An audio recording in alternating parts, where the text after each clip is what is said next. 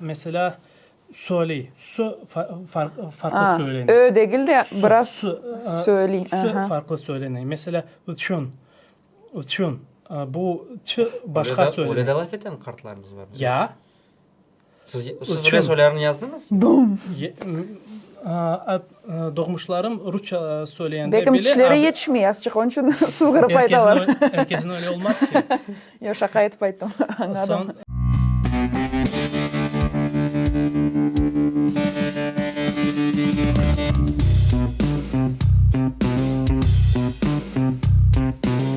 Selamun Aleyküm hürmetli seyirciler. Bugün bizimki 4.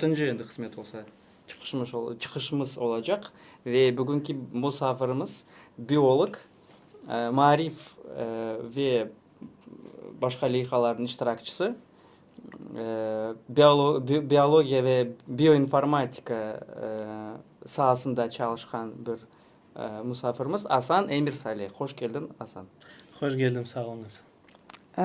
Ve adet üzere bizim birinci sualimiz bizim kelgen misafirlerimizge tamırlarınız kaydan? Tamırlarım Taraktaş. Dedem büyük mahalleden, katam küçük mahalleli. Kata degeni bu bita yani kartana. Kartana. Şimdi bekim bazı seyircilerimiz bilmey. Sudak tarafında kata deyler, öyle mi? Yok, Sudak regionunun bir kısmı Kata değil. Tapta da deyler, başka regionunda. Ve Bukana. Ve Bukana, anladım. Taraktaş dediniz, ya? Taraktaş. İki tarafında taraktaş mı ya da? Yok, anam Kırım Tatar değil. Babam tarafı Sudak, Taraktaş. Ya böyle mükemmel Tatar tilini kaydan aysa, bilirsin, böyle Korantada işte ana aşlaydı gene de tilini. Anan Tatar olmasa bilgilerin kaydan aysa. Aslında anam bizim dilimizi öğrendi. Anama kadar, kemer sözleri söylemek kadar. Öyle güzel söyley, kıyın sesleri. Şimdiki nesil bu sözleri beceremez. Mesela sana doğru telaffuz etmesi gibi şeyleri. Şimdiki nesil pek sirek doğru telaffuz ediyor. Son men bala olanda kadam sağdı. Babamın anası. Ondan sonra da çok kar geliydi. Misafirimiz çoktu. O vakitte de bekim esasları aldım da babamdan laf etende benim için yeterli oldu. Babam pek istedi ana dilinde laf etsek. Ondan sonra de mektepte edebiyat dilini öğrenmeye başladım. Sen gene de aytmak gerek. Sen Karasu Bazar'da Ya yaşadın. Karasu Bazar şehrinde doğdum. Karasu Bazar'daki bir mektebe de Onda Tatar mektebi var da Karasu'da. Milli mektep vardı galiba. Vardı. Tamam, ben birinci sınıfa varanda onun da birinci sınıfı vardı. Lakin ben o mektebe varmadım. Bana yakın olan mektebe vardım. Son onda Rus mektebi, umumi mektep. Evet. Dersleri vardı, dil dersleri, bir fakultatif. Pek uygunsuz bir vakitte ya 8. ders yani sanki varmasın diye Böyle bir mesele var. Yapılmış. Öyle gibi şey herkes gördü, biz de gördük. Son katnadım, vardım bu derslere. Sarf esaslarını ondan aldım. Son birden anladım ki onda mektepte gördüğüm dil leksika tarafından, telaffuz tarafından hem de saf tarafından bayağı farklanıyor. Bildiğim dilinden. Siz de Lugat yapmaya başladım o vakitten beri. Lugat o yapmaya başladım. daha yaxşı bilmek için. Ya kendim yazmaya başladım. sizin özünüzün ağzınızın lügatını yani. Ya. Taraktaş. Babamdan sorayıp da doğmuşlardan sorayıp da onu yazmaya başladım. Bu bayağı kıymetli bir defter oldu benim için. Saklandı mı defter? Ya. Yani 17 yıl o günü onu yazmaya başladım. Son bir de okuduğum kitaplardan en beğendiğim soyu lingvistika ensiklopediyası. Onun kimer kısımlarını okuyup da fonemalar nasıl yazıldığını öğrendim.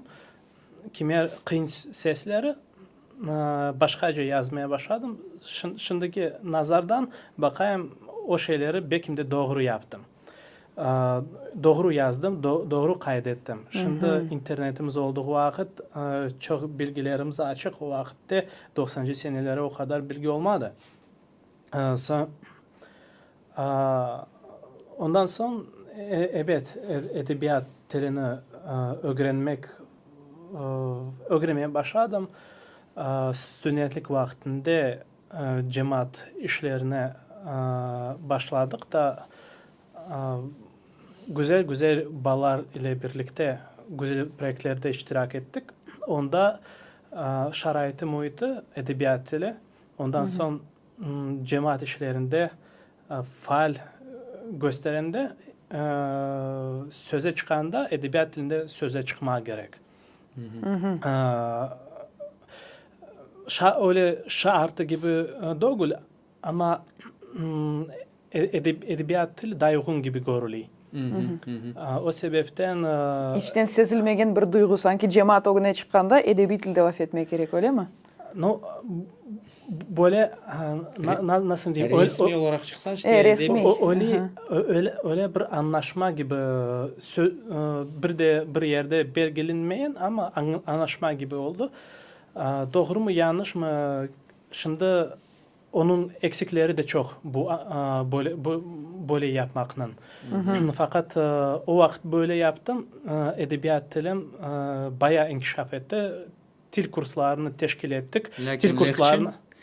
Dil kurslarına da katılmaya başladık. Hem de onları geçirmeye başladık. Hocaları davet edip de çok yerlerde Karasu Bazar'da, Ahmetçik'te farklı yerlerde hevesi olan adamlar için dil derslerini geçirmeye başladık. Çok adam koşuldu o vakit. Sonra böyle edip de bir de cemaatimizin saytı vardı. Prese çıkmak gerek olanda ya da saytımızda bir şey yazmak gerek olanda yani sözde söylesen bir yazmaya mecbur olsan başka. Evet. O vakit edebi dilim daha ziyade inkişaf etmeye başladı. Ondan sonra evet şiveme pek tesir etti. Şimdi ben Buna biraz evvel laf etken edik sizden. Yani şimdi bir insan o'zun şivesinde balalığından laf ete, ondan sonra edebi tilini öğrene, mekteplerde işte başka insanlardan son karışıp başlay bütün bu şeyler. Sizde de öyle oldu galiba. Mene bir devir karışıp başladım. Ondan sonra fonetikadan kimer şeyleri edebiyat şiveme geçti. Çünkü ben onları o hususiyetleri bizim dilimize daha tabi gibi gördüm. Var mesela, var diye size. Bunu Şimdi ben böyle diyeyim. Böyle abayladım. O vakit var evet. Söyleydim ve söyleyeyim gibi değil. Aytam deyip aytaydım. Fakat şimdi anladım ki çok sebeplerden şiveleri de kurçalamak, öğrenmek hem yaşatmak gerek olduğunu. Edebi dil çünkü kitaplarda kalar, şiveler kitaplarda kalmay. Birkaç nesilden son gayip olmadı. Onun snapshot'u güzel edip yapmak gerek. Aslında yaşatmak gibi olsa o daha güzel. Buna çok sebepler var.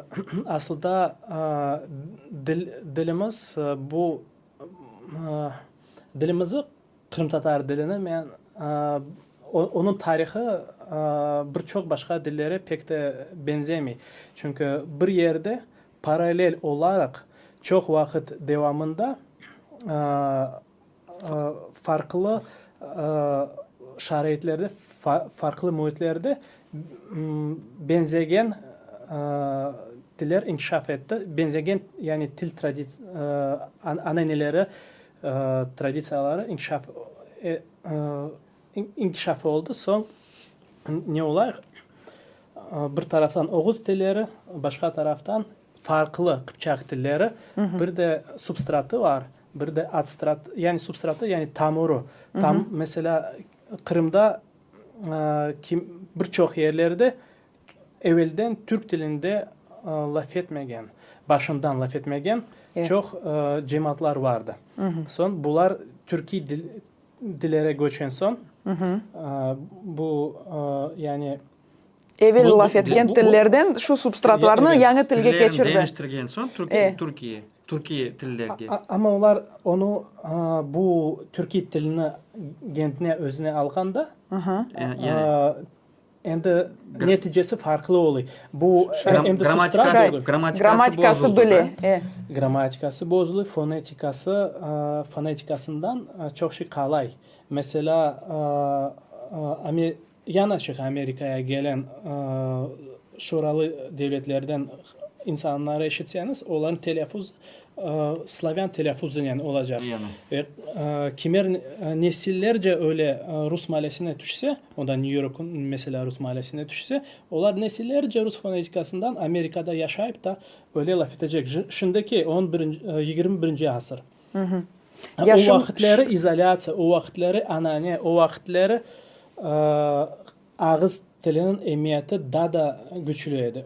Onun için fonetika pek Tahsil yok idi o zaman. Tahsil yok edi. tahsil Yani bu kadar edebi yok idi. tilge o kadar urulmaydı halkta. Belki de edebi til herkes için de olmadı. Bir de edebi til o farklı mesele, o farklı tiller.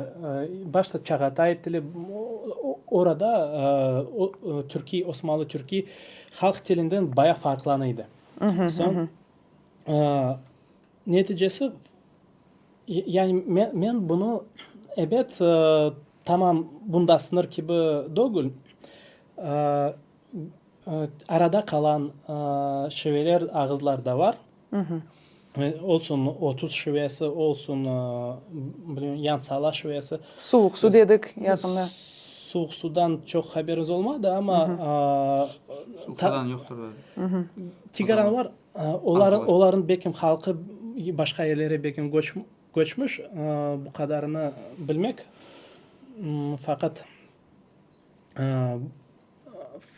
Fakat yani Baydar tarafını desek, onlar yalı boylu sayılmıyor ama aytmaya, koye varmak gibi laf etti. Vedreye. Mana men bitan Baydar o vedre diyedi. Ama bu medreden kelme. Bu Rusçadan olmadı o gün. Yok, bunu bilem. Ama kene de substrat gibi görünüyor da. Yani Türkiye bir söz gibi de değil vedre. Türkiye'de bekim de bazı söyler. Azerbaycan'da değiller vedre. Çıkargan bu tamurunu. Rifat dostumuz. Son ne diyeyim? Aslında ben bunu bir kontinuum gibi göreyim. Bir lingvistik landschaft gibi göreyim. Yani tilimizin tarihi bayağı karışık ve katmer. Bir de kimer öyle bir radikal fikri var. Kimer adamların sanki sürgüne kadar bir dil bile olmadı. Bu fikir radikal gibi görünse ama böyle bir usul tarafından onun da yeri var. Ama doğruluğu var da bunun. Doğruluğu bir var. taraf. Kimer şiveler o kadar güçlü izolasyon içinde oldu ki leksika tarafından ortak yerleri pek az. Hem de morfologiya sarfı farklanıyor. Mesela Kıpçak dillerinde analitik konstruksiyalar bayağı çok. Oğuz dillerinde sintetik konstruksiyalar da çok. Mesela yapıp oldum. Gibi şey orta yolak şivesinde pek çok rastgele. Oğuz tarafında Oğuzca laf etken tarafta başkaca çok vakit başkaca denir. Onda analitik konstruksiyalar var ama azca. Son esas söyleyeceğim bu değil. İşte dilimizin tarihi böyle zengin, onu öğrenmek ve yaşatmak gerek. Onun için ben endi gene kendi şivemni, kendi dilimi menbalardan, eski yazılardan öğrenip de onu yaşatmak hareket edeyim. Bu sebepten siz şimdi menden sudak şivesini iştiysiniz. Yani 10 yıl ögüne o kadar böyle vaziyette belki de edebiyat şivesinde söylerdim. O vaxt o kadar edebiyleştiniz, daha çok edebi şivesine laf edediniz yani. Edebi tilde. işte seni neden soradık? Şivelerden soradık. Sen bayağı bir şey ne leksika ne hakkında, leksikologiya hakkında soruyordun. Onu da anlat lingvistika doğru. Lingvistikadan soruyordun. Onu da anlatmak gerek ne seyircilerimizge. O senin bir ne hobi olarak bir Yani işlegen şeylerin ya. Aves etkenin bir iş. Yani şimdi sen ziyade sudak şivesinden uğraşasın ve sudak şivesini araştırasın. Rifat dostumuzdan yakında bir ne çıktı sizde? Leksiya oldu. Sudak lekçesi degen bir leksiya. Bu deden bir neler kıskadan bir neler var mı? Bir meraklı bir şeyler buna bizim nelerimizge aytmayan. Neden buna sudak şivesi neden farklanı? Nasıl bir meraklı bir neleri var bu sudak şivesinin? aslında bunun birçok meraklı şeyleri var. Nasıl etip araştırayım bunu? Evet, kitaplarda yazıldığı pek az şey var. Birkaç makale var, bir de bir disertasiya var. Bundan galiba oldu. 2 disertasiyada sudak şivesi geçti. Studentlik vaktinde kardeşlik teşkilatı çerçevesindeki faaliyetlerde biz kartları çok yazmıştık. Kartları çok yazardık. Geri ağanızdan yapar edi. Bu kardeşlik teşkilatı hakkında da bir söz yürütmek gerek olur.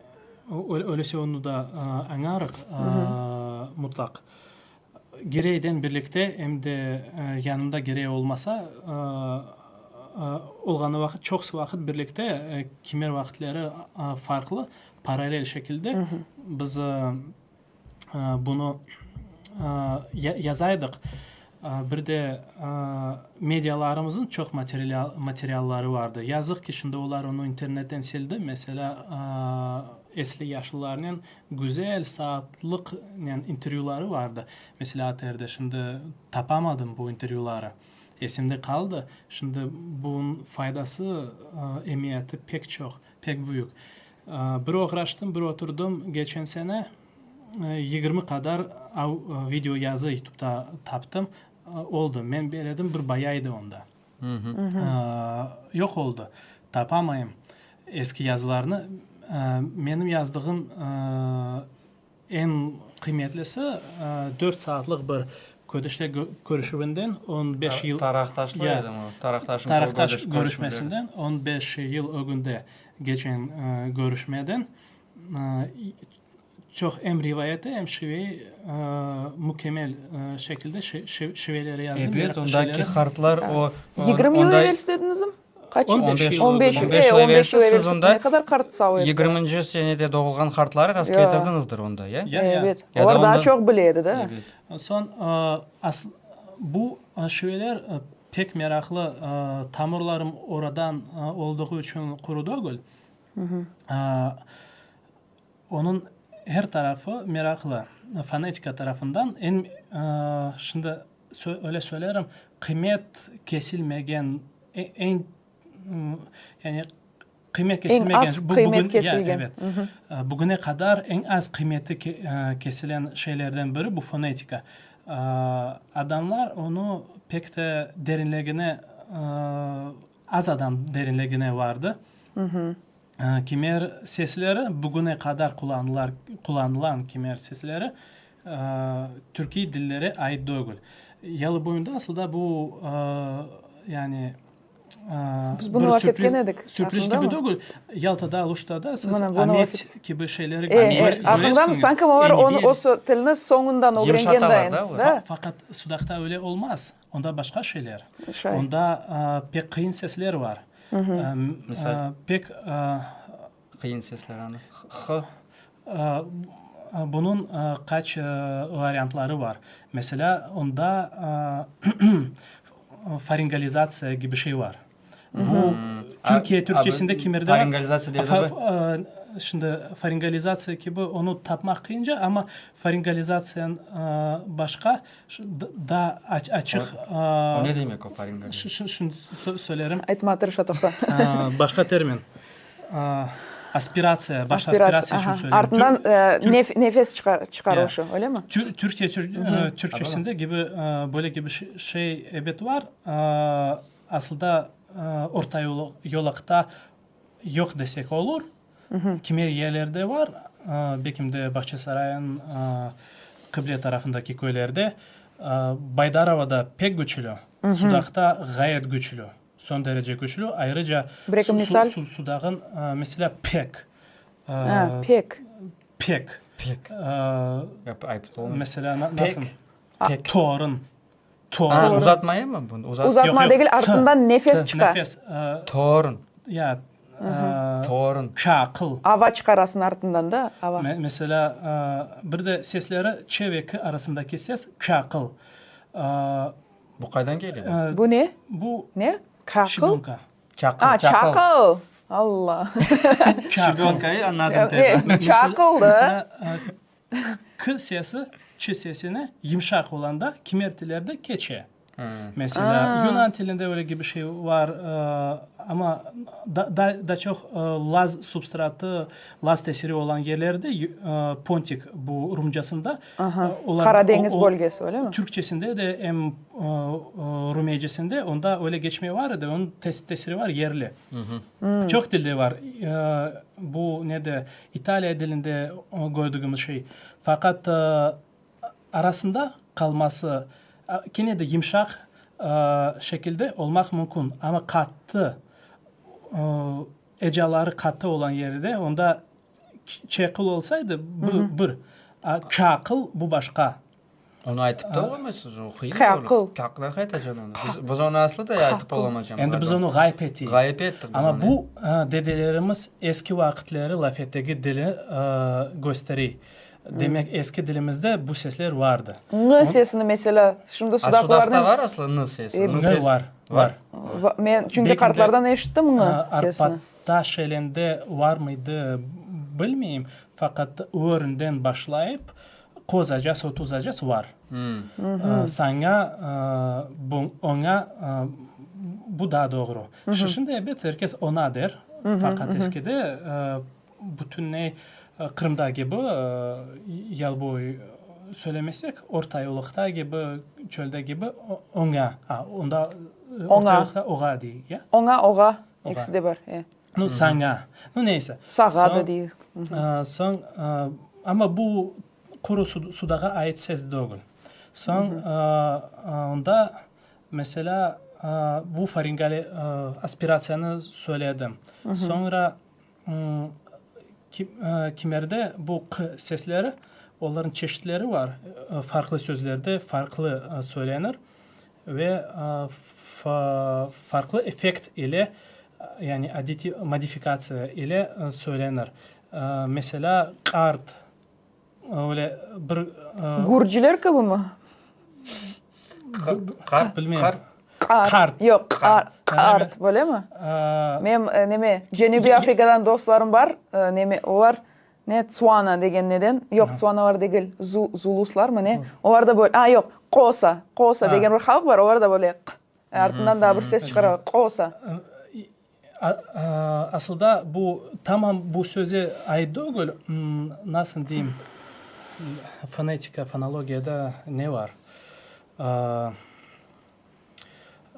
Sintagma gibi şey var. Yani frazan bütünley o sözler bir söz gibi söyleniyor. Ayrı ayrı değil, bir söz gibi söyleniyor. Birbirine bağlayıp da söyleniyor. Son kimer bu sözlerde sözler arasında pauza yapılmay. Sanki bir söz kenarları nerede anlap olamayısın. Ve bu pauza olduğu yerden başlayan k o pek güçlü söyleniyor. Alakay mesela. Alakay sözündeki bu. Ali akay, alakay. Mesela, например, Orada onu gördüm. Kaç yıl bile yaşadık.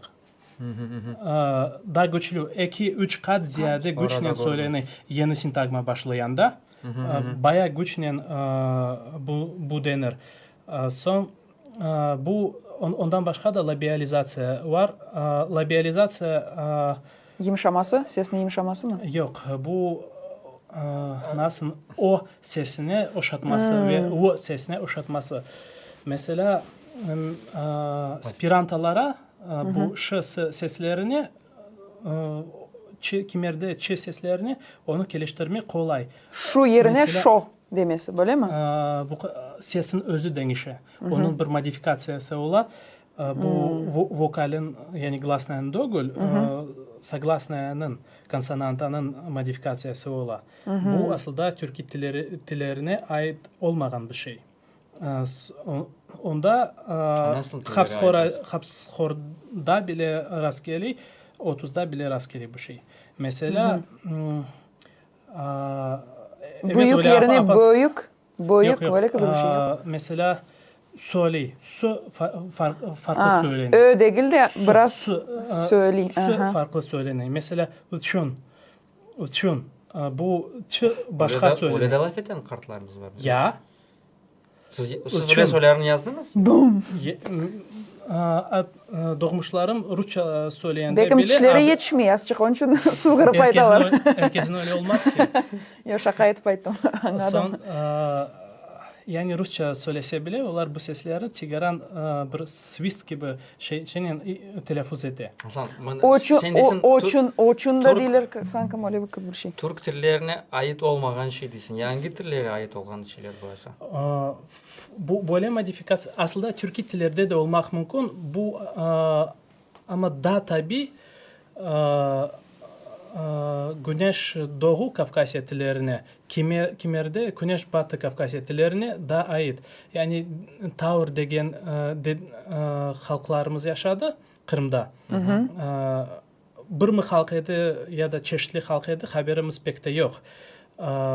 Ne vakit yaşadı yani devri bundan başladı, bundan bitti gibi doğrudan doğru anlayışımız yok.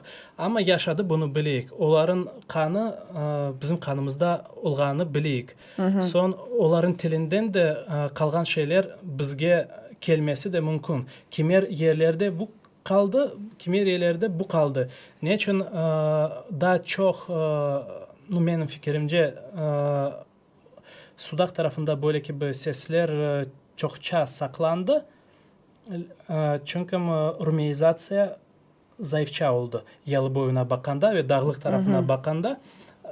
Yani Rum medeniyetin tesiri bekim azca olganı için o bir tilden mesela Kırım'ın eski tilinden bir kereden Türkçe'ye geçseler bu bir kere geçesin.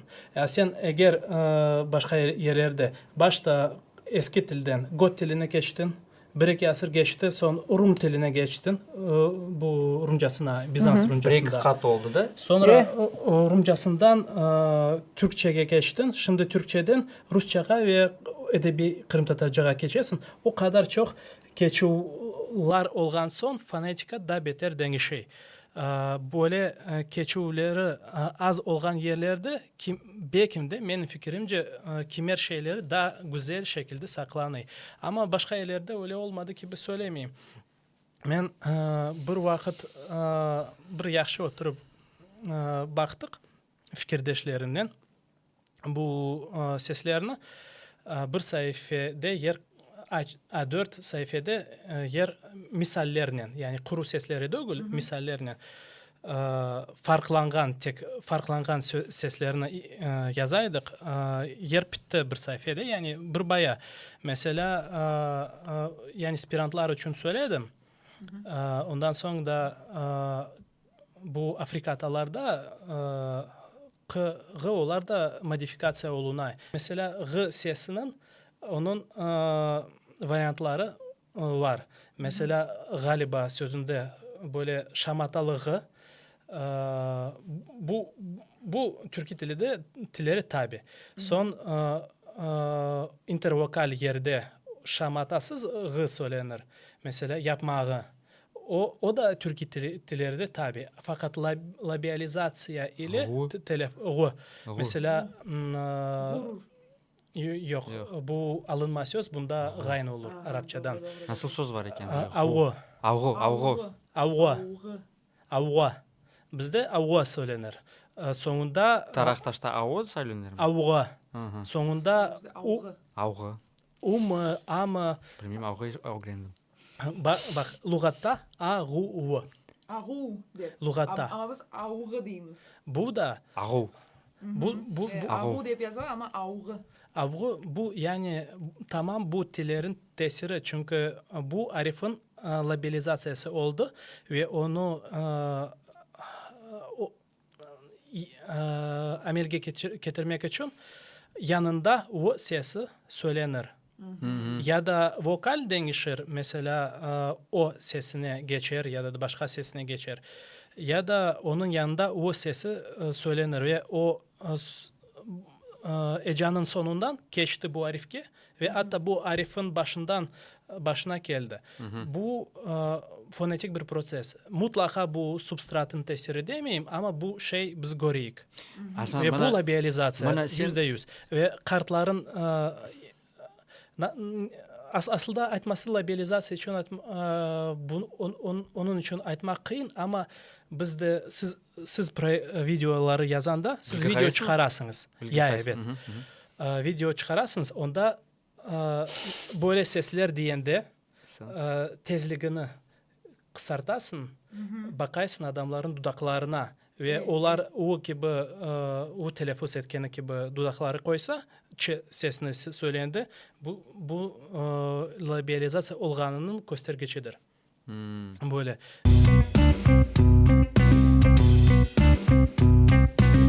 Çok şey söylemek mümkün. Aslında her bir ses için böyle ayrıca durgan farklanan sesler için kaydlarımız, misallerimiz var. Audio yazılar ile fonetik diagrammalar ile praat degen kullanımlar var. Lingvistler öyle gibi kullanımları işleti. Seslerin diagramasını çizay. Sonra onda sesinin nasıl denilmesini yazından analiz etti ve anlay kıyaslay birbirinden. Bu bence şimdiki yolumuz başta böyle gibi sesleri, kartların lafları Kırım'ın çeşitli taraflarından toplamaktır. Ondan başka da ikinci adım sistematik şekilde bunları öğrenmektir. Ama bilim, zemanevi bilim usullar ile. Şimdi dediğim şeyler bu bir hipoteza gibi. Böyle olmak mümkün, böyle olmak mümkün. Belki de tamir diline ait, belki de bir şeye bağlanmagan, apansızdan olan modifikasyyalar. Belki bana öyle geldi, belki de respondentlerimiz bu kadar çok olmadı. Yani yazdığımız kartlar o kadar çok olmadı ki onların dişlerinin bir problemi gibi çıktı. Çokça kartı yazmak gerek mesela. Yani böyle gibi şubeli yerlerini düzeltmek için bunu terinden yapmak için tigaran çokça çalışmak gerek. Buna vakit ayırmak gerek. Allah şükürler olsun ki şimdiki vakitte bu etnografi yazıları, gayretleri yeni güçle devam etti ve bundan uğraşan ballar bu yazıları internete açık şekilde koyay. Bu yazılardan herkes isteyen faydalanabilir, analiz etmeye olur ve analiz edilen son evet publikasyonlar olmak gerek. Yani İşte demek adekvat bir diskusya olmak gerek. Kuru böyle olur ya da kuru böyle olur gibi değil. Halkımızda var öyle şey, katiyen bir şey söylemek. Başlayalım böldüm. Bu yanlış. Tigaran alternatif, her şeyin alternatif versiyalarını bakmak gerek. Mutlak. İşte nasıl diler? Многообразие мнений, да, должно быть. Evet, diskusya olmak gerek ve bilim usullarını kullanmak gerek. Biz bir humanitariler olarak evet esas aletimiz laf, söz fakat kuru bundan değil. çeşitli şeylerimiz var. Usullarımız var. Çok yerlerde adamlar kendi şivesinde cümle kursa cümle içinde sözlerin tertibi sırası farklı olur. Kimi filologlar tüzete. Bunda yanlışlık. Mesela adam yapmaya gerek söylese yanlış söyledin yapmak gerek aytmak gereksin. Ki bu şeyleri Doğrulamamak işte abile herkese doğrulama. Evet, ışınaslarını bileyim. Yani diler yok Ya. böylecesine olmamak gerek. O edebi şeklinde tek ve tek o edebi şeklinde olmak gerek. Men kendim tilşinaslıktan alakam olmasa da her vakit böyle yapaydım. Bildiğim kadar edebicesini adamları tüzeteydim. Sonki yılları anladım ki bu gayet yanlış. Adamlar anasından, babasından, dedelerinden ve kendi tamurlarından kalan dilini mümkün olgana kadar yaşatmak gerek. Bu bizim mirasımız. Kitapta yazıldığı, kuru kitapta yazıldığı dil değil. Bu 20. asırda, 19. asırın bir mirası. Bundan ögüne olduğu şeyler de bizim mirasımız. Evvelki dillerden bir şey kalsa, olsun Goça bir söz, olsun başka dilde bir söz, bu da bizim mirasımız. Onu da bilmek bizim vazifemiz. Gaflet kalmamak gerekmiz bu şeylerden biz. Bunu yaşatmak gerek, devam etmek gerek. Ne sebepten? Çünkü bu mirasımızdan gayrı da işte alimler için, araştırmalar için bir mühim bir şeydir. Çünkü bu tarihimizi öğrenmeye, daha yaxşı öğrenmeye işte faydalı olur edi. Buna şevelerimizi öğrenmeye ve onlarını yaşatmaya. İşte soracağım, sen şimdi bana bunu tarif hepsini anlattın. Nasıl neticeler çıkarmaya mümkün? İşte bu araştırmalarını neticeleri ne olacak? Kıskadan. Kıskadan neticeleri aslında çok şey yapmak mümkün.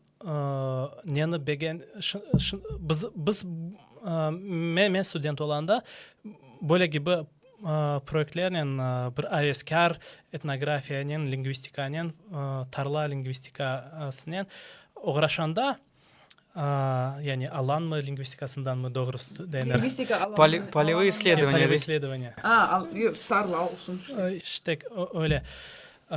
Bundan uğraşanda kartları yazganda çölge varayım mı, sudaka varayım mı, Bahçesaray'a varayım mı? Herkesi toplaydık, yazaydık. Pek de çok internete koyulmasından başka netice olmadı. Şimdi başka şimdiki bundan uğraşan bağlar daha da sistematik şekilde bundan çalışay. O Rifat nasıl oluyor yani? Evet. Rifat o ne de Mutlak çalışır şimdi? Onun bir çizgisi var. O da temelli yapay bu işleri, bu araştırmaları ve bir mini her şeyini bir mini projekt gibi göre başlay ve yekünley. Başlay yekünley öyle etip toplay bu bilgileri. Biz kur başlay edik. Şimdiki bağlar hem başlay hem çalışay hem de yekünlemeyi bilgisi bir bu soft skill mı diyorlar buna. Aslında bunun gücü var. Bu bizim belki de hatamızdı. Şimdiki vakit başladığımız şey mutlaka bir neticeye getirmek gerek. Regional şivelerin bir sınırları belirletmek bu da bir kuru netice değil. Bizim söylediğim edebiyat dili cihetinden belki de yanlış görünüyor gibi ama bildiğim gibi söyleyeyim. Bizim karlarımız öyle söylüyor. Ya. Aslında fonetikanı lingvistler de fonetikanın dilinin en zayıf, en değişken tarafı. Biz başkaca gördük.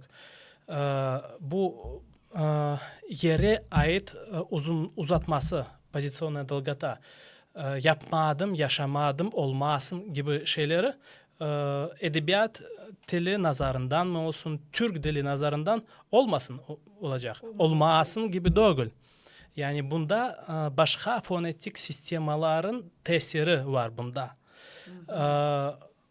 Bu vokallerin, glasnyların uzatması belli bir yerlerde, her yerde değil, belli bir yerlerde Kırım'ın bazı şivelerine ait. Bazı şivelerine açık görünüyor.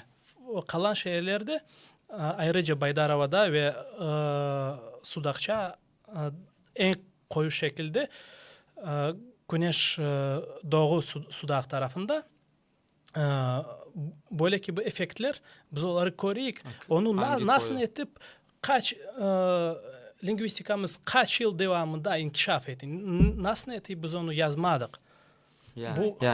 Bir netice olmadı. Bu da bir bilgi, bu da bir şey için gösteri.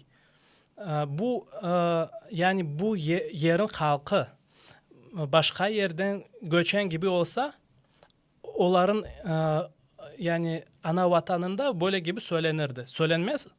Demek bu efekt bir yani göçmesine ait değil. Bu bunda ifade olunan, bunda yere gelen bir efekttir. Demek en bir mühim bir netice Aslında mana bizim tarihimizin tamirlerini öğrenmeye yardım edecektir. Bu lehçelerin araştırmaları. Yardım edecek. Aslında bunu birincisi doğru şekilde bilim metodikası usullarını doğru şekilde kullanıp zamanəvi usullarla bunu doğru yaxşı etip yazmak, kaldırmak nesillere. İkinci adım bunu öğrenmek. Üçüncü adım olsun makaleler, olsun kitaplar, olsun aslında ilmi bazısı şeklinde bu oluşmak gerek. Kuru lafta değil, kuru dersliklerde değil. Bu bayağı yanlış. Kıskacık bilim makalesi olsa olsun. Lingvistikadan uğraşmak evet mütehassıslar gerek. Onlar gerek olsa onlar da bu davaya koşulsun. Ama öyle bilimde öyle gibi şart yok. Çünkü mesela biyologiyadan uğraşan yarısı demem ama birçoğu fizik olacak. Fizikadan bilim alan adamlar ya da matematikadan alan adamlar. Zamanəvi biyologiyadan böyle gibi. Yani bu gayet interdisiplinar bir şey. Ama onu bilim tarafından doğru yapmak gerek. Ve şimdi yapmazsak ne vakit yapacağız? Bilesiz, mana biz bilgi havesiyle Kırım boyunca 3 yıldan beri geziyik da men bana balıktan sudak şivesini eşittim, sudak şivesini öğrendim ziyadesinden. Şimdi bunu gezip başlayan son mana çok insanlara rast getirip başladım da çok tilleri eşitip başladım ve o bir acayip bir şeydir. O kadar bir çok neyimiz var, bizim farklarımız var aralarımızda. Kimir şiveleri öyle bir aslında öyle dinlegende daha ziyade dinlemeyi istiyorsun. O kadar işte onu öyle kocaklap saklamayı istiyorsun kimirde bir. Mana laf ettik da uskut şivesi misal ya. Ne kadar men gene sudaklar var edi ama uskutları az edi. O kimerde onu eşitkende öyle pek ne tacipleniysin ne kadar buna aslında ayrı bir til gibi geliyor. Ya da tuvak tilini aklımda biz tuvak kartan bir öyle bir acayip temiz laf ettiği ne kadar güzel edi. Ve bunu saklamak hakikaten saklasak misal Angliyada var da Angliyada ne kadar onu kıyaslasak Angliyadan onlarda ne kadar çeşit türlü onların şiveleri var ve onlar o şeyden pek gururlanalar. Ve hem işletiler hem şaka etiler. Bizde de öyle işler var ya evvel men bellesem. Kartlarımızın arasında var ya. Uskutlarımız kıllar ediler. Sonda başkalarımız kıllar, nogaylarımız kıllar ediler. Şimdi hepimiz karıştık. Hem tilini bilmeyik. Hem unifikasiya oldu mana. Edebiyat til bir yerde edebiyat til peyda oldu endi. Onu bilgenler onu öğrenip onu işletiler. İşte şiveleri men bellesem bu pek gerek şeydir. Evet, aslında bilirsin mi? Bu şiveler meselesini bir vakit köterende bu internetteki chatları anmak aslında bir öyle ne kadar mantıklı bir şey bilmiyorum ama bir tilşinas bir de bir tilimize bağlı bir yerde bir yerde tilimize bağlı meseleleri bakan bir adam, mütehassıs, doçent mi olsun bilmem.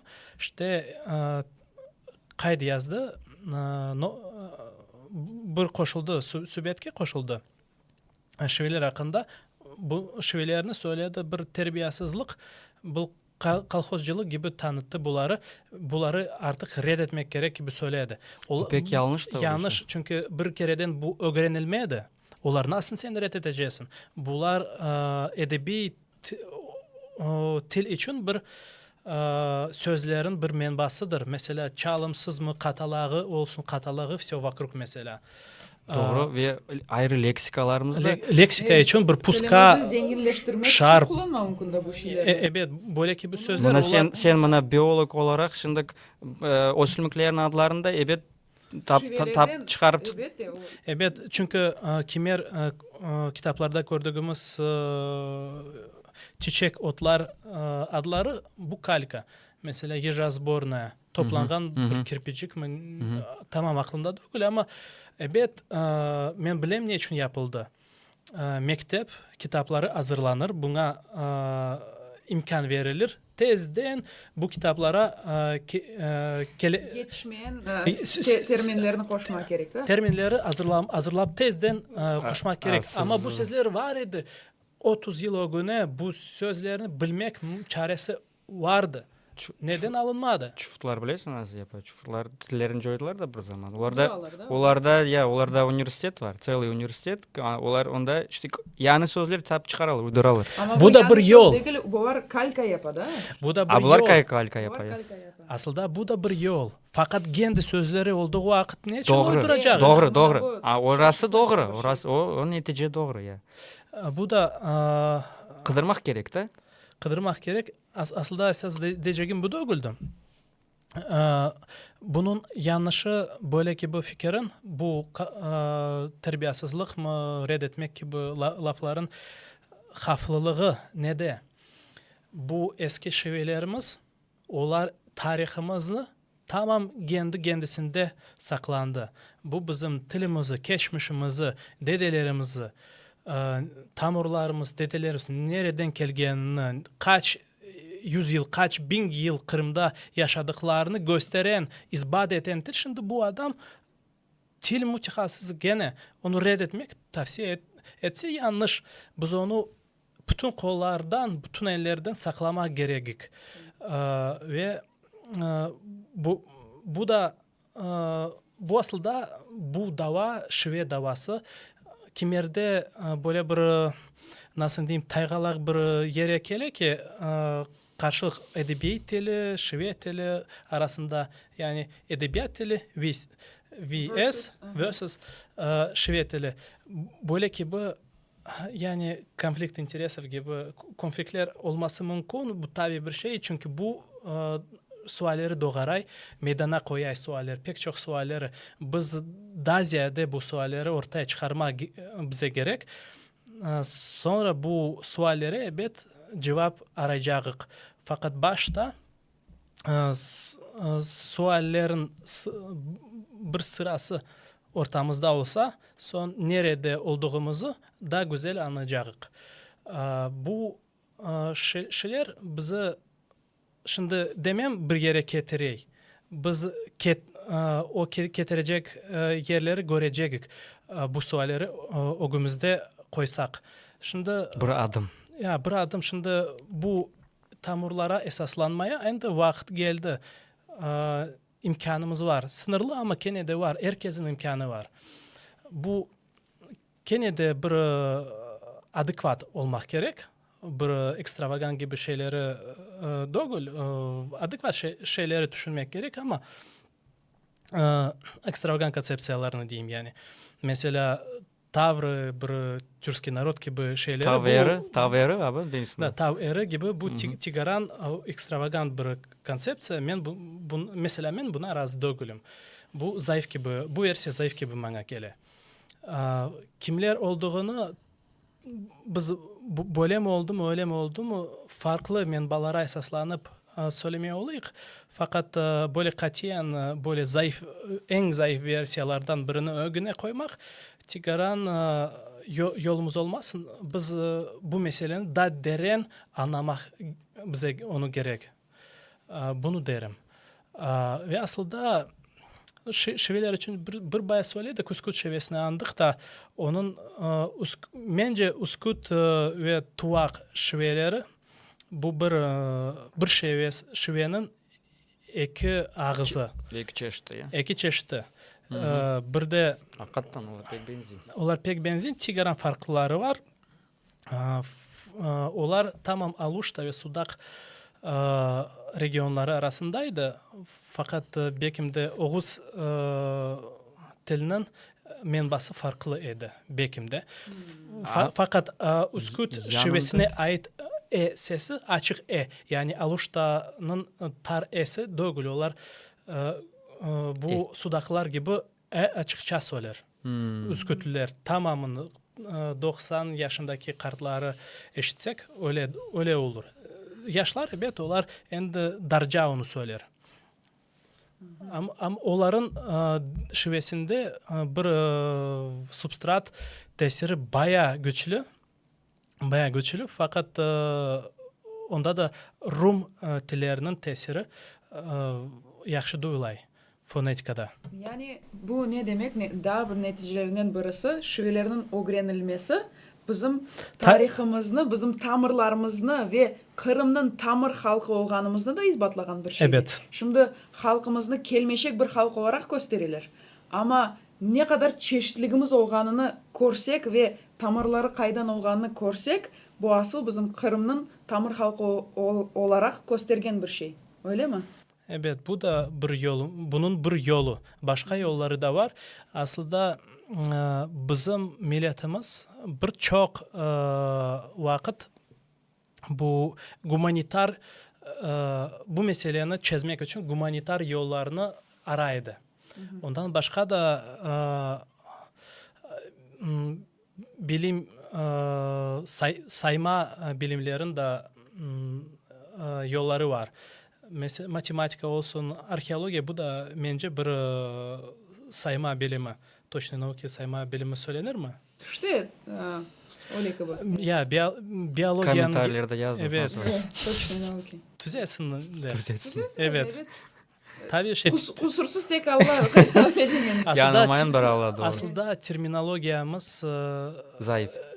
Bekim'de farklı ama onun realizasyası farklı olmak mümkün. Böyle denir, başkaca denir. Bekim'de o vakitleri böyle denildi. Şimdi Bekim Tigaran değiştirmek, kimer sözlerini değiştirmek sırası da geldi. Evet. Son mesela ben bir biyologiyim. Biyologiyayı da bir точный nauki gibi göreyim, sayma bilimi gibi göreyim. Biyologiya matematikadan kıyın ben belirlesem. Onun o bayağı farklı ama metodoloji tarafından gene bu bir ayrı her bir eksperimentin, araştırmanın ayrı belli metodolojisi var. Sen bunun çerçevesinde olasın da bunun içinde çalışasın ve felsefeden mi, bilim usulundan mı, matematikasından umumi şeyleri kullanasın, işletirsin. Evet, biyolojisinde onda sistematizasyon gibi şey zayıfça başka bilimlere bakanda. Bayağı zayıfça. Çok şey bilmek gerek, çok şey karışma. Ve yapılmadı degende değil. Yapılmay gibi yerde. Çünkü bir düşünesin, bir kurum yapaysın, bir sistema tüzesin. Olmay. Yetişmiyor bir şey. Ya bu terilik öyle bir şey ki o çerçevelere pek de sığmagan ve kaidelere pek de boysunmagan gibi kele kimerde. Terilik degeniniz yani Жизнь. Canlı olmak. Yani yaşayış Hayat demesi mı? yanlış. Hayat mı? Hayat, yaşayış bence terilik başka bir şey. terilik daha uygun olur. Anladım. Life. Canlılık gibi. Canlılık mı? Ha. Bakteriyanın. Жиза dediğin uyacak mı bunda? Tırılık. Birlikte tirilik. Mesela bakteriya için neler söylenir? Böyle tirilik mi söylenir? Ayet söylenmez de. Yok. Doğru anladım. Tirilik. İki kere andık da Kardeşlik cemiyetinin hakkında değilsin. böyle bir anılmasa olmaz da bu studentlik vaktinde koşulduğum bir cemiyet, kardeşlik cemiyeti.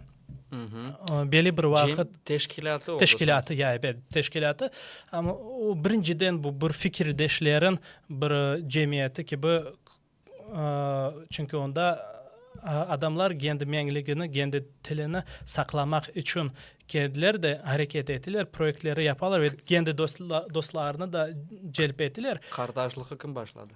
Kardeşliği aslında yaşlar kendi başladı. Yani evet. Onu Başlığı kim edi? kim yani bizim milli teşkilatlarımızın tarihinde farklı teşkilatların yolları farklı.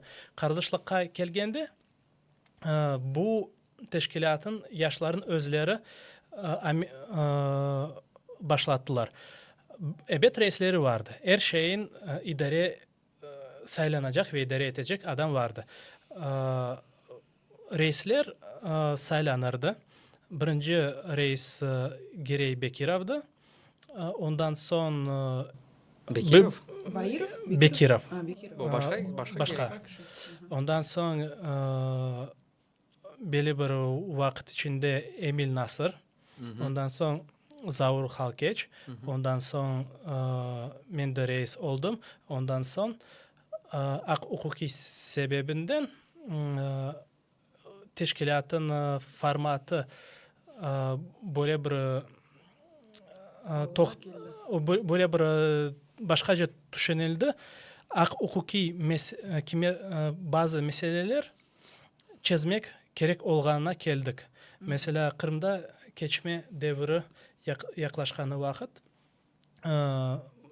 ya bir şey resmen gayrıdan ya yapmak gerek olganı hepsi kanuna göre hepsi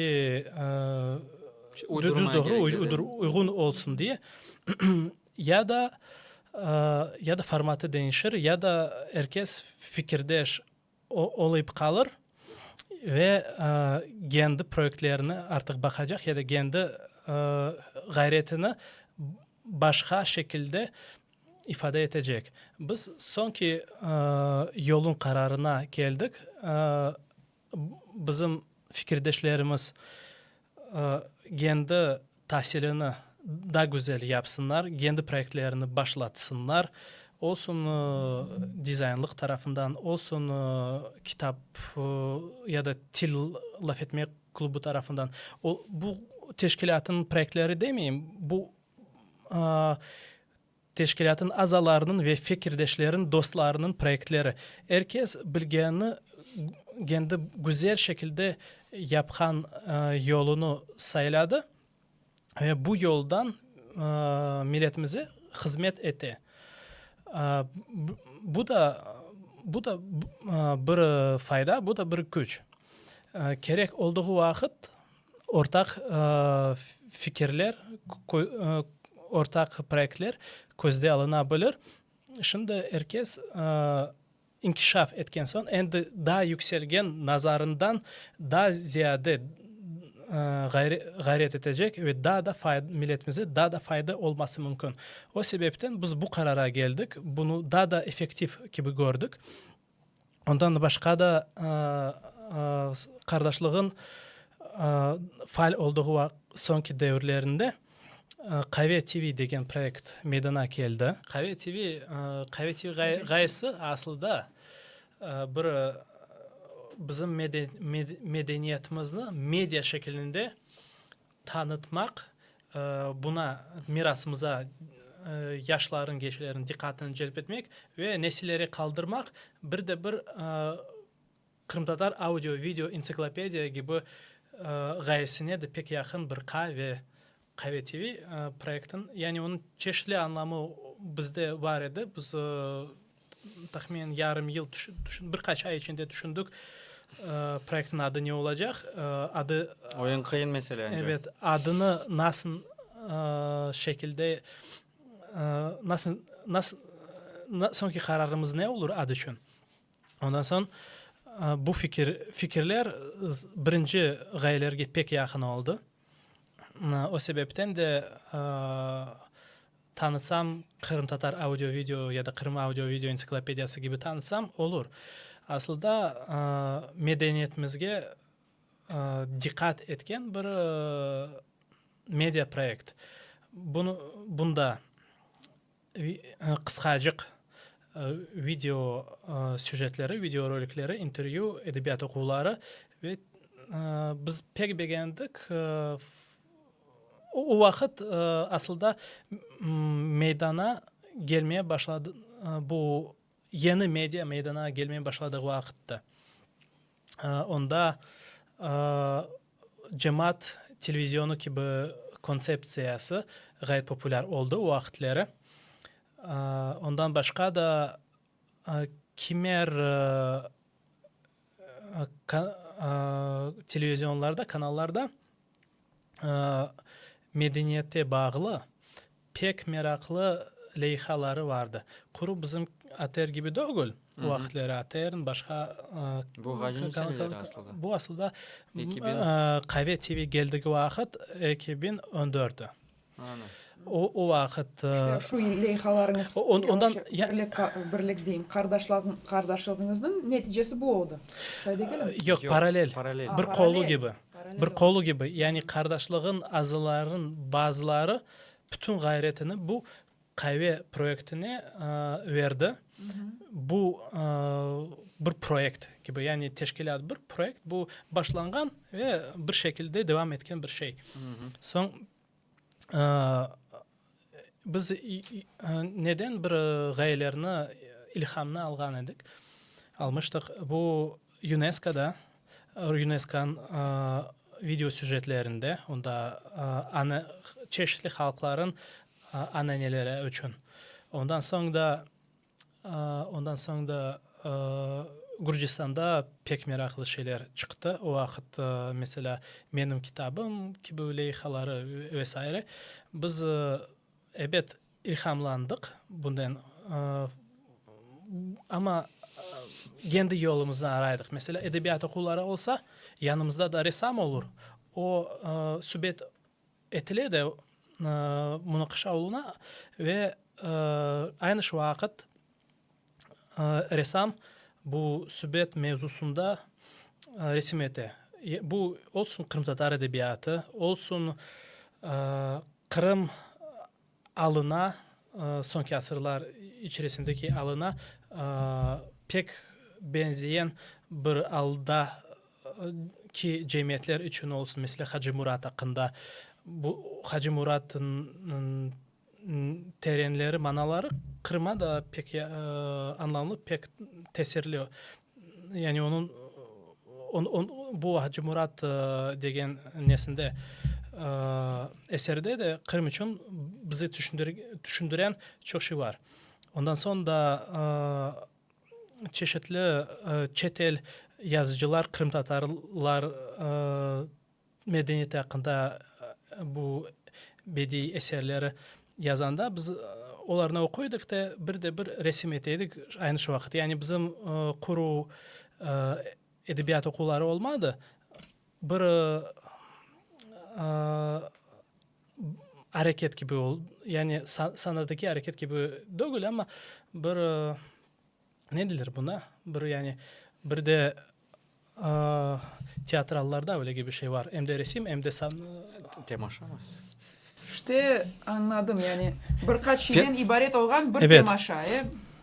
Yani bir projekte çeşitli türlü dallarını... çeşitli taraf, her şeyinin meraklı tarafını, meraklandırgan tarafını araydık. Fikirlerimiz vardı. Bunu mutlaka tanıtmak gerek, bildirmek gerek. Bilgilerimiz nazarından güçlerimiz geldiğine kadar bunu yapaydık. Til kurslarını ondan başka da başka proyektlere gelgende til kurslarını geçireydik. Medeniyetimiz için ve medeniyetimizin tarihi, sanatımızın tarihi için leksiyaları geçireydik. Müzikhanelerinin işbirliğinde. Böyle ki bu proyektler gayet gerekli, gayet faydalı. Şimdi mesela ben böyle karara geldim. Bizim çok milletimizin davaların çoksu üniversitedeki çalışan bilim adamları almasak ondan gayrı. Birçoğu bu eğlendirmek, meraklı bir şey dinlemek, olsun konsert olsun, çalgı olsun da bir şey. Böyle ki bir şeylere kele temelli bir şey bize gerek ve araştırmak gerek. Mesela olsun aynı şu toponimika ya da mimariyet mirasımız için şeyler bir aytmak, başka varıp tanıtmak, öğrenmek, ziyaret etmek, ne manada ziyaret etmek, göstermek nesillere. Bunda bu eski cami yeri, onun busu kaldı, busu kalmadı. Tarihi bu. Böyle ki bir şeyler yani temelli kuru sözden doğul, kuru sözde de kalıyor. Da terence olmak gerek. Şimdi bunun anlayacağı kere bu bir tekniki tarafından da kıyın. Lakin bu yapılmasa elimizden kaçacak bir şey. Fikrim bu. Unuttum aytacağım şu hazırda. Tamamlayık endi bugünkü lafımızı. Pek meraklı oldu. Sağ olunuz. Çünkü bir neticeye geldik. Yani her şeyinin bir neticesi olmak gerek. Soft skill dediniz de. İşte endi bizim neslimizde öyle şeylerini görüyorsunuz siz. Yani sizden son gelgen nesil böyle bir şeylerge gele mi? Evet, inkişafı var. Pek sevinem bu projeleri bizim şimdi söylemeye başlasam unutmak birini istemiyorum ama söylemem olur mu? Söylemesem olur mu? Olsun bilgi kahvesi, olsun toponimika projekti, olsun gayret, olsun tarihimizi anlatan projeler, chatlar, gruplar, Instagram'daki gayretleri ben bilmeyeyim. Fakat Telegram'daki chatlarında yine ben pek sevineyim. Blogculara pek sevineyim. Allah sağlık versin. Aslında şimdiki tamam derinli bilme araştırma olmasa da ama neticesi materyal olmak gerek. Sözde değil, kuru sözde değil. Böyle bir salonda topladın, gösterdin, aytın gibi değil. Yazı kalsın, yer ziyaret edilsin, makaleler çıksın, derslikler çıksın. Böyle gibi şeyler neticesi materyal olmak gerek. Çünkü söz evet o bize geldi. Biz onu da son darkatırık dedelerimizin lafını, tilini biz de balalarımıza öğreterek. Ondan başka neler? Sözlerden başka neler? Bu bize gerek. Onun için bu leyhalar blogcular olsun bile yazıları kolay. Bu da bir rezultat. Bu da bir doğru. Onun nasıl sistematik seviyesi başkaca. Strukturası. Bu kuru söz değil. Bu da bir iş, bu da montaj, bunda struktura var. Böyle gibi şeyleri. Bir şey yapmazdan böyle hiç olmadan böyle hareket etmesi daha yaxşı. Evet. Böyle. Yani devam etmek gerek bu işlere. Şimdiki vakitlerki yaşlara ben sevineyim. Fakat o günümüzde pek çok sual duruyor. Bu suallere doğru cevap vermek gerek ve çıkaran endi aslında bunda şimdiki neslin bilim tarafından bazı şeyleri daha da doğru yapmak çaresi var. Arşivlerimiz açık vesaire. Bu kimi şeyleri daha güzel şekilde yapmak mümkün. İmkanlar herkesin var. İnşallah. Kısmet etse Hasan ağa sizni daha bir kere çağırıp gene böyle temelli konuşmağa ben belki daha birkaç podcast yazmam mümkün aslında. Ya. Sevinirim. Öyle çare olsa sevinirim. Onun için kanalımıza yazılınız.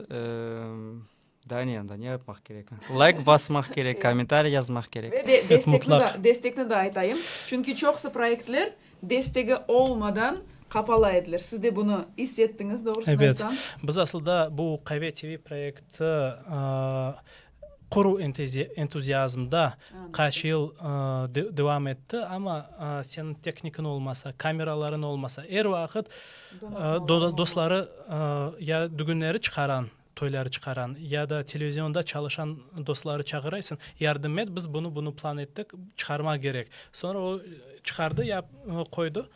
Bu materyaller bir bayağı gigabayt video yazıları, onu montaj edilmesi gerek, güçlü İşi kompüter çok gerek, işi pek çok. İşi çok oluyor. Çıkarması birkaç saat, montaj edilmesi birkaç gün, birkaç hafta. Ya. Zayıf kompüterde birkaç ay olması da mümkün. Doğru. Sonra öyle Onu ben yaxşı toplanaydı biliyorum. gayb oluyor. Bu yanlış.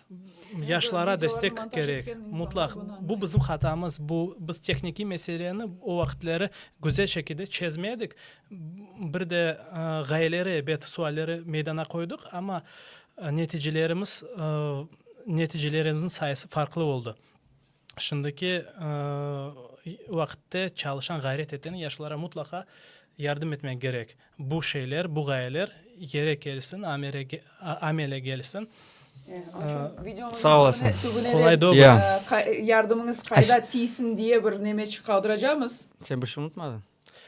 No aslında bu lafın bir laf düşüncürdüm. Ben Tigaran bir kıskacık bir esse yazdım da lafımız mevzusunda. Onda kuru cevaplar da ögül, sualler nasıl bu eski tiller, eski tillere bağlı meyinlik ile bağlı problemler nasıl meseleler ortaya çıka, böyle ki bu suallerini düşündürgen bir metinçik yazdım, bir esse yazdım. Ben de onu bir internetteki bir yerde koyarım. Evet, Bizde merak aslı etken Telegram kanalımız da var. Kısmet olsa onu da koyarıq. Telegram kanalının sılkası dipte olur. Çok sağ olun. Yaş sağ olunuz. Hasan Bey. Sağ olasın. Pek meraklı oldu. Pek beğendim ben. Ben de sevindim. Görüşeyik. Görüşkence inşallah.